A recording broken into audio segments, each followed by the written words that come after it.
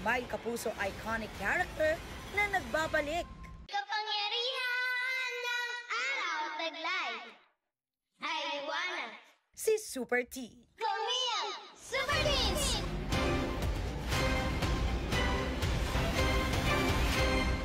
Napa-throwback to 18 years ago si Nadine Samonte sa kanyang make-up transformation video, kung saan i-recreate niya ang kanyang character sa 2007 Kapuso Telefantasia na Super Twins.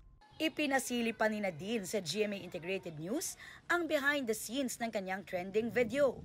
Nostalgic raw for her ang muling pagsusuot ng costume. Nahanapan niya ang original artist na nag-face paint sa kanila noon na si Cha Reyes. Ang nanunumbalik sa akin nung binibisan na ako. Sabi ko, ganun ako ng ganun.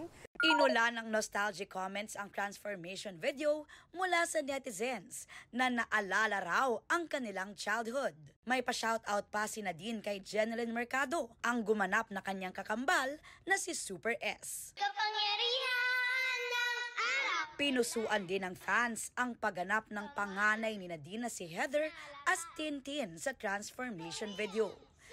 What if i-remake ang Super Twins with Heather? Why not? Sige, pwede naman kung gusto niya.